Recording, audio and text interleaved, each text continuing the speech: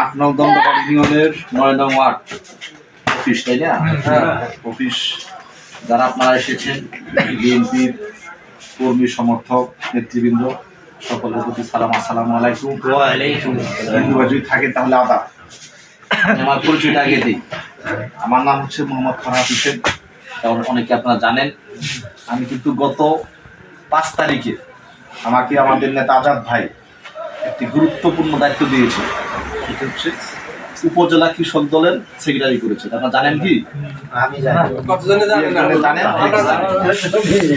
উপজেলা কৃষক দল আমাকে সদর সচিব করেছে, সেটা উপজেলা কৃষক দলের পক্ষ থেকে আপনাদেরকে জানাচ্ছি। আপনারা কেমন আছেন? আলহামদুলিল্লাহ।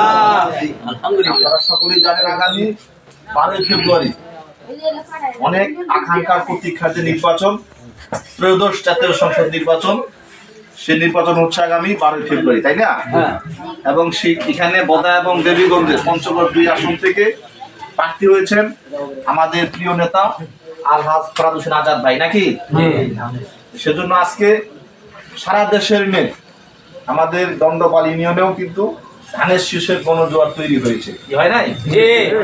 এই যে আপনাদের 9 নং ওয়ার্ড কিন্তু আমাদের অত্যন্ত উর্বর।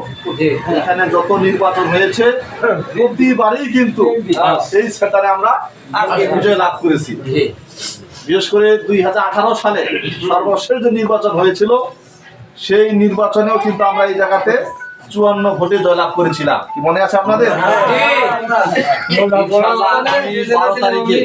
আগামী 12 তারিখে আমাদের যে নির্বাচন হবে, সেই নির্বাচনে আমরা আশাবাদী, আমরা বিশ্বাস করি অতীতের শান্তিনগর সেন্টারে অনেক বড় ব্যবধান ইনশাআল্লাহ আমরা জয়লাভ করব, নাকি বলেন? সেজন্য আপনাদের কাছে উদাত্ত আহ্বান জানাবো, আপনারা সকলে ঐক্যবদ্ধভাবে কাজ করবেন ইনশাআল্লাহ।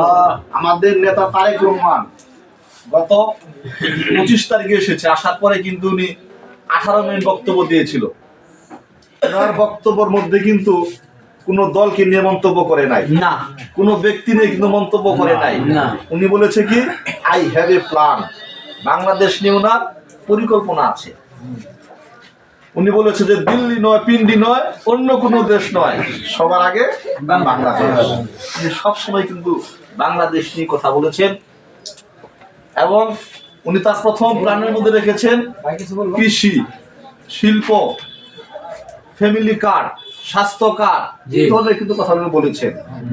হয়তো আপনারা যে আশাদ ভাই আছেন, ওনারা দেখাচ্ছি মনে হয় যে কৃষি কার্ডের কথা বলেছেন, কৃষি কার্ড প্রত্যেক কৃষকের জন্য কৃষি কার্ড হবে, জানেন কি আপনারা?